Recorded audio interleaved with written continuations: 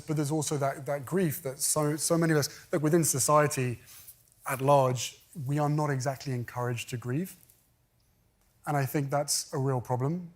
It's seen as a weakness. It's seen as weakness. But I, through this book, have been the most vulnerable I have ever been in my life.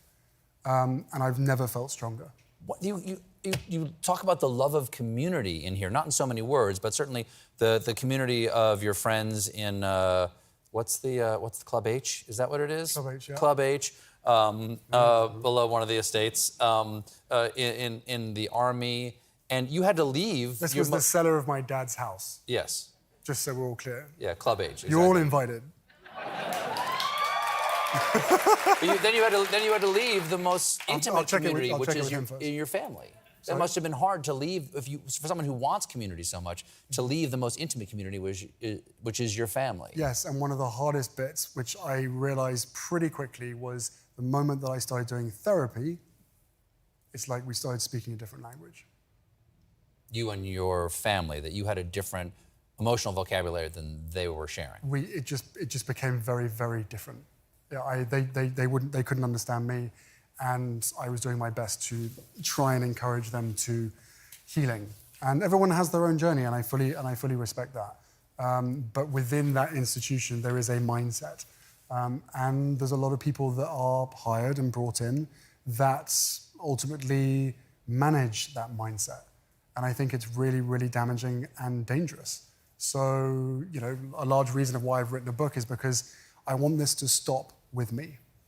It makes no sense for me to be able to expose and uncover all of this practice, this toxic relationship between the palace and the press, if I know that someone else in my family is going to be the next target. Because if it's not Meghan and I, it's going to be someone else. When you were still in the family, were you aware of specific instances when this was happening with the complicity of the palace? Yeah, it got to the point where every unnamed source, palace insider, senior palace source, everybody was quoted. And then at the bottom it would say, the palace declined to comment.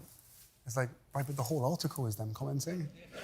And even today they're doing the same thing. So I don't know what to say at this point, apart from you keep telling on yourselves. Mm-hmm. I guess what I'm asking is that, you know, you were inside the system, therefore you know how the system works. Yes, which is also terrifying for those people. You write a lot about your brother. You write about him with love. Mm-hmm. You call him Willie.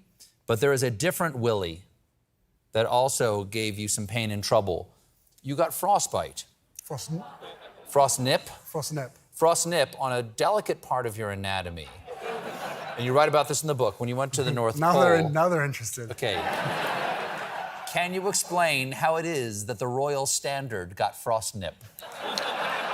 Walk us through it. Take all the time in the world. How long have you... Can I have a drink? Sure, there you go, yes. How long have you been waiting to ask that question?